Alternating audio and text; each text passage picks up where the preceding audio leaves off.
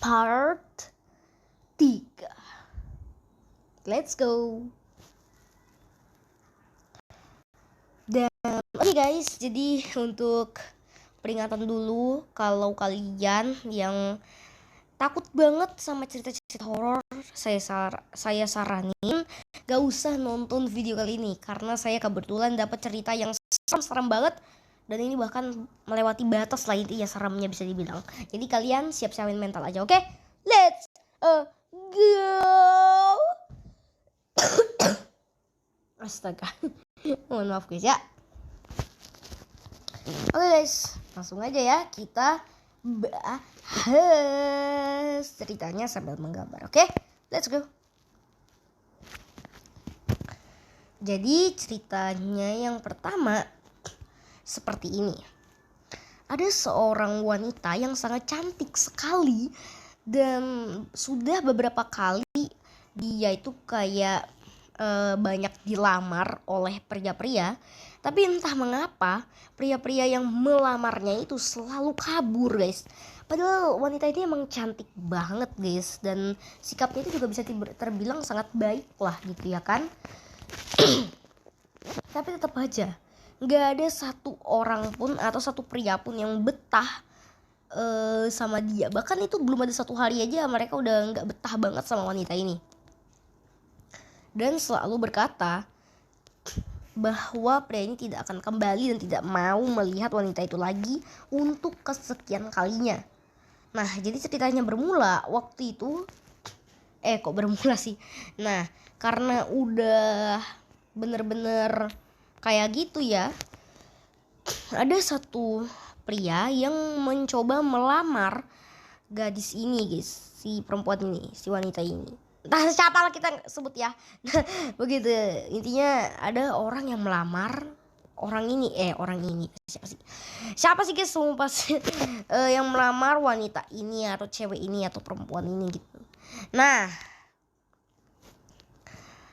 waktu itu pas si pria ini menunggu atau berbincang-bincang dengan orang tuanya si wanita itu tadi, orang tuanya ini tidak melupakan satu cerita yang dimana kalau sebelumnya laki-laki yang pernah bersama anak mereka itu pernah kabur atau lari gitu, yang dulu itu nggak pernah mau lagi sama wanita tersebut, dan pokoknya kayak bener-bener merasa wanita ini tuh kayak gimana gitu loh. Tapi karena si laki-laki ini sudah terlanjur cinta gitu lah ibaratnya sama si wanita ini, akhirnya ya pun kayak nggak terlalu memperpanjang cerita ini gitu loh. Ya intinya dia tinggal bilang iya aja gitu ke orang tuanya wanita ini.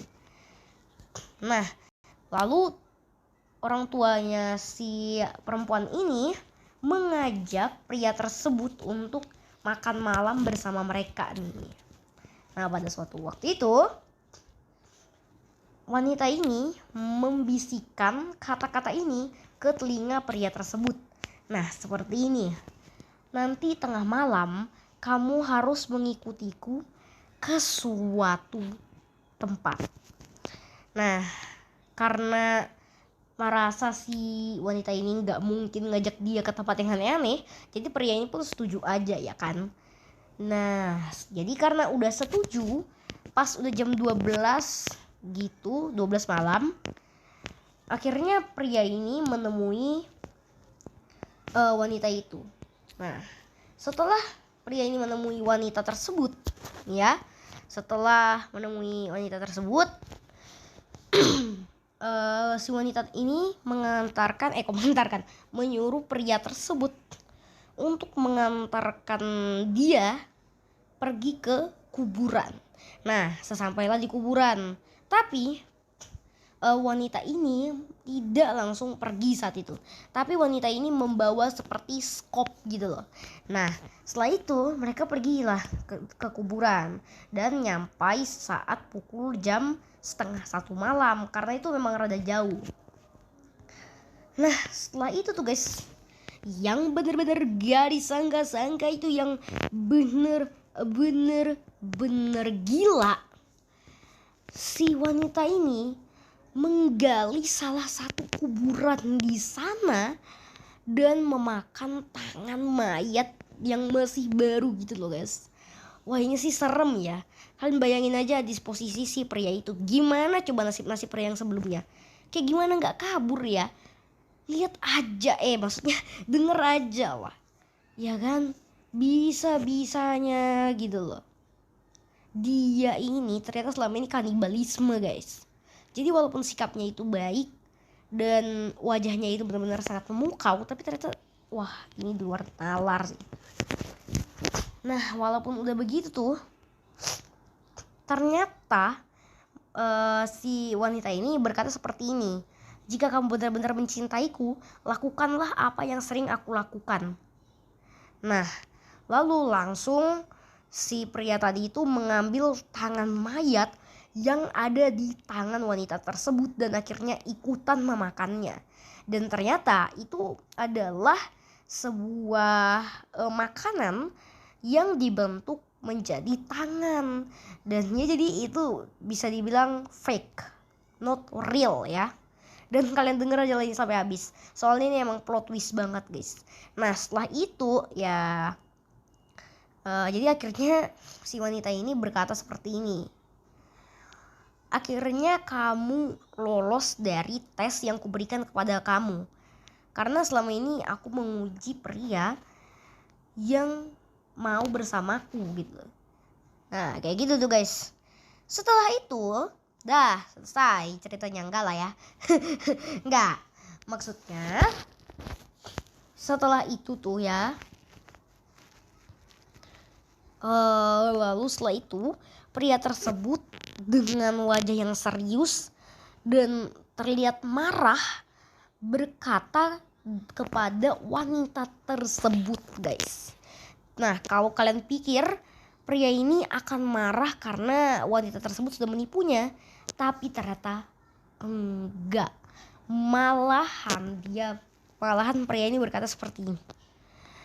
Loh, aku kira selama ini kamu sama seperti aku loh. Wah, gimana tuh guys? Udah serem banget gak sih? Sumpah, kalau saya ada di posisi itu udahlah mendingan gak nikah selamanya juga gak apa-apa ya. Daripada malah kedapatan dia lagi yang jadi calon saya gitu. Kan gak beres ya. Wah serem sih ini, serem sih. Kalian ada pernah kayak gini juga gak nih guys?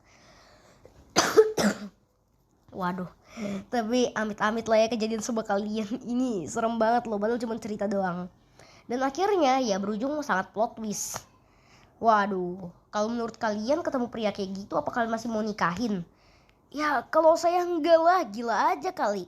Yang ada saya juga nanti yang jadi korbannya. Oke. Baru sampai sini aja udah serem kan? Kalau belum, oke. Saya kasih cerita kedua. Cerita kedua ini benar-benar parah banget. Jadi waktu itu ada seorang anak perempuan beserta ibunya. Nah ibunya dengan si anak perempuan ini membuat peraturan. Yang awalnya membuat peraturan itu adalah ibunya, lalu disepakati oleh anak tersebut. Nah jadi yang ini nih ya, jadi yang dibilang itu kayak gini. Di tanggal 10 di tanggal 10 Desember jangan pernah kamu berpikir untuk membukakan pintu dan keluar. Wah ini kayak gimana nih menurut kalian? Sampai sini aja udah ketebak gak sih endingnya? Sumpah dah. Oke, gak apa. Kalau kalian udah bisa tebak ya sudah, gak usah didengerin cerita kali ini. Tapi kalau belum, oke, saya jelasin dulu ya. Let's go guys, saya jelasin lagi. Nah ya kan, udah kayak gitu mereka bikin peraturan kayak gitu ya, berjalan dengan lancar aja. Nah bahkan di tanggal 10 Desember itu mereka tidak pernah membuka pintu saat malam-malam. Nah karena di malam-malam hari itu sering ada sesuatu yang menutup pintu saat bulan Desember, lebih tepatnya di tanggal 10 malam. Dan itu bener-bener bikin keluarga ini udah bener-bener gak mau bukain kan. Nah, kenapa gak mau dibukain pintunya? Karena sebenarnya ada sesuatu, guys. Nanti sesuatunya saya deskripsikan di terakhir ya, di akhir cerita. Nah, langsung aja guys, saya bahas lagi. Nah, udah kayak gitu. Lalu kemudian waktu di malam hari juga, ibunya ini mengatakan bahwa ibunya akan ada tugas kerja gitu di luar kota. Nah, lalu ya seperti biasa, dan itu lebih tepatnya yang ibunya mengizinkan minta izin ke anaknya untuk pergi keluar kota itu lebih tepatnya di tanggal 10 Desember ya guys ya, dan itu lebih tepatnya juga malam-malam. Nah, ya sudah, seperti biasa aja. Dan ibunya juga ngingetin nih ya, dengan secara terang dan jelas serta kayak dengan nada-nada yang sedikit tinggi mengingatkan gitu. Nah, seperti ini. Ingat ya, jangan pernah bukakan pintu saat nanti malam. Lalu si anaknya ini setuju-setuju aja. Dan ya udah setuju-setuju aja dah. Nah, setelah setuju-setujunya itulah akhirnya ya biasa aja dah. Nah, saat ibunya meninggalkan anaknya ini, anaknya langsung mengunci pintu, jendela, dan ya itu aja. Oke.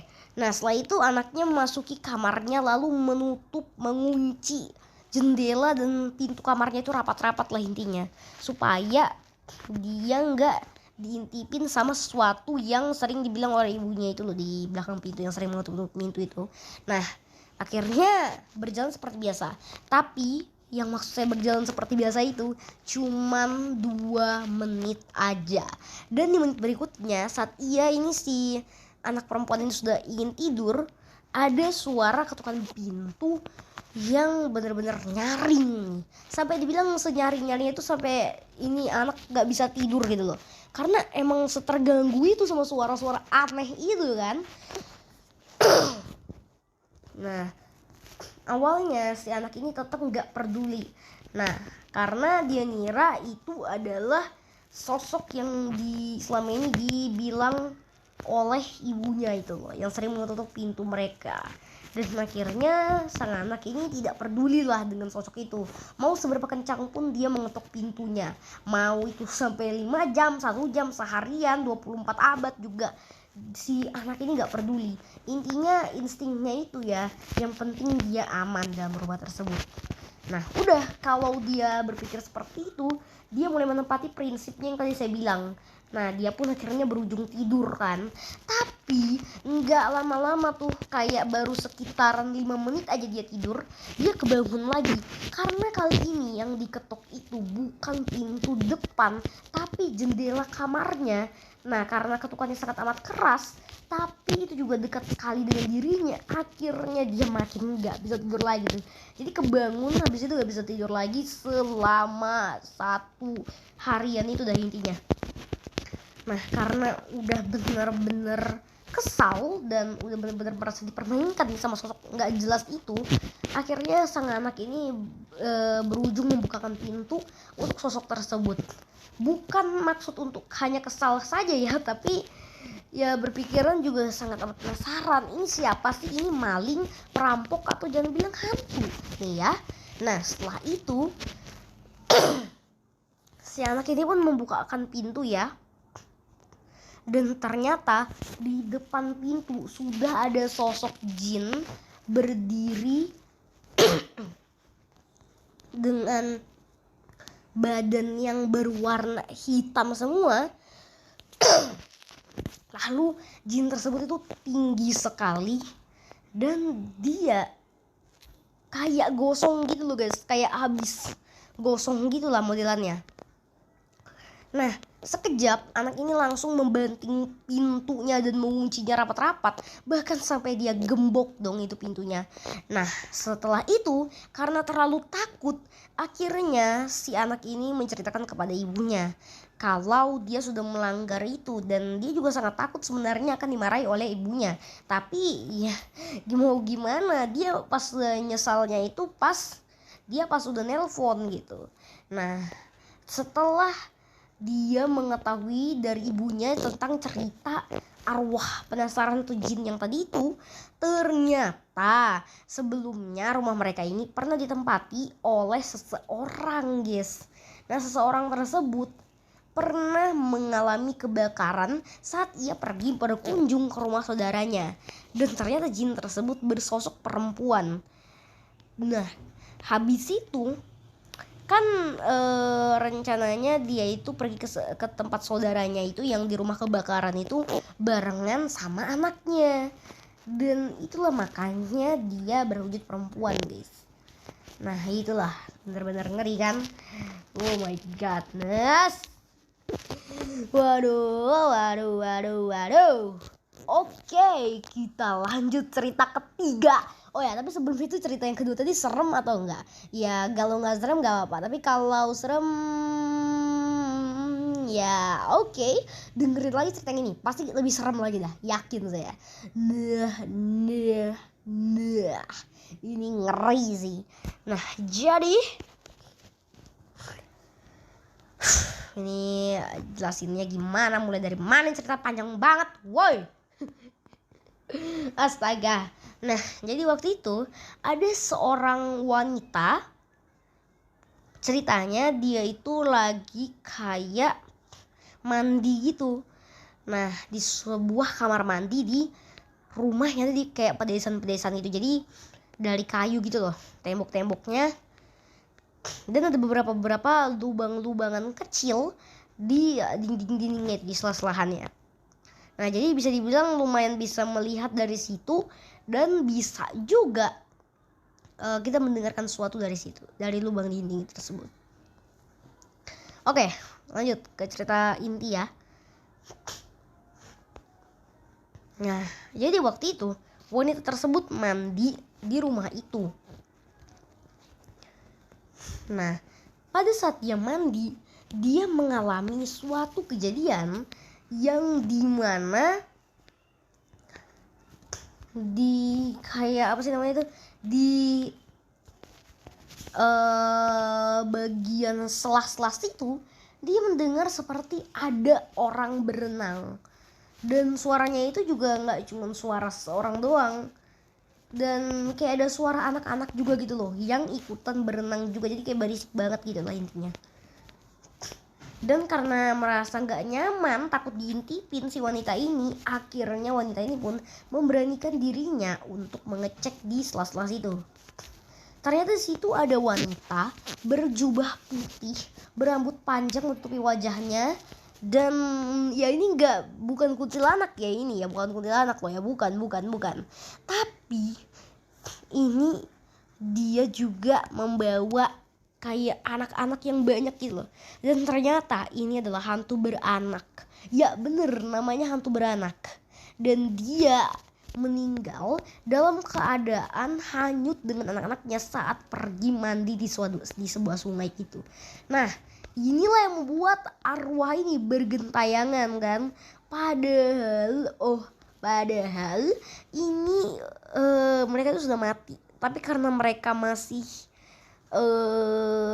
arwah mereka atau mayat mereka belum dikuburkan atau belum diketahui oleh masyarakat sana, ya tetap di situ aja dia tuh. Oke nih guys, cerita ketiga kan udah, kita lanjut ke cerita 4. Oke guys, ini bakalan ngeri banget, gila. Ini nggak boleh kalian bayangin ya, apalagi kalau kalian sendirian di rumah, nggak boleh banget, sumpah. Gaskan lah, kita coba kasih tahu aja ya ke kalian ya. Nah,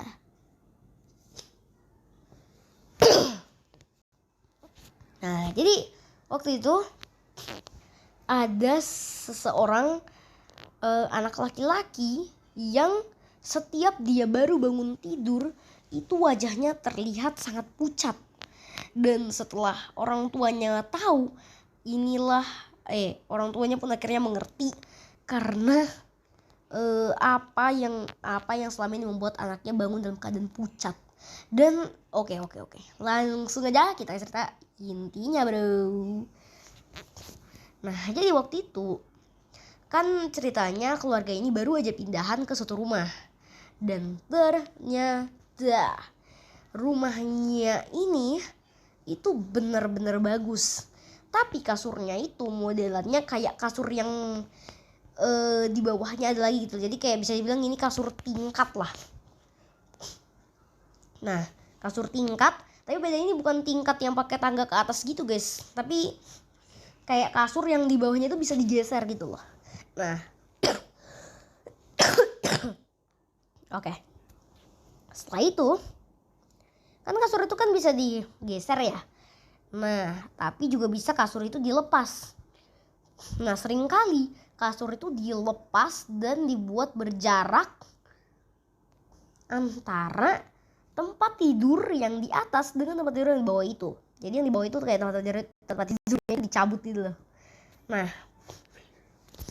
kebetulan kan itu jarak antara tempat tidurnya itu dengan kayak sebuah kasur yang tadi itu rada-rada kayak lubang yang di bawah kasur itu lumayan kayak lebih besar gitu loh daripada kasur-kasur biasa. Jadi kayak misalkan kalian tidur tuh di kasur yang tadi saya bilang tuh ya, di kasur yang bawah tadi, kalian bisa langsung ngintip apa yang ada di bawah kasur itu. Nah gitulah. Nah jadi waktu itu anaknya kan biasanya tidur di situ. Cuman gara-gara waktu itu anaknya udah kecapean banget kan main. Nah karena anaknya udah kecapean banget main di rumah mereka yang baru, anaknya ini pun gak sengaja udah ketiduran di samping ayahnya. Dan ibunya yang juga ikut mau tidur, jadi gak tega buat ngebangunin anaknya. Nah jadi akhirnya ya biar aja lah gitu ya kan. Dan akhirnya si ibunya ini pun yang menempati kasur anaknya. Dan asal kalian tahu men, ternyata di balik tumpuk-tumpukan kardus yang belum dibuka gitu ya kan, karena mereka kan habis pindahan, itu barang yang belum mereka buka. Nah di balik situ, di antara kegelapan, ada sosok pria tua yang menyeringai dan wah serem banget, yang sedang meringkuk dan melambaikan tangan kepada wanita tersebut. Oh my god, kalian bayangin aja kan, padahal baru dari sini lah, serem gak sih? Nah. Oh ya guys, BTW setiap saya membahas yang seperti ini ya, saya itu selalu membuat 4 cerita horor dalam satu video. Nah, kalau kalian mau saya bikin jadi ada 4, maksudnya bikin ada 5, 10 atau 7 gitu, kalian boleh lah bilang ya kan. Biar saya cari ceritanya khusus buat kalian. Oke guys, bye bye. Loh, mana tombolnya? Oke guys, bye bye.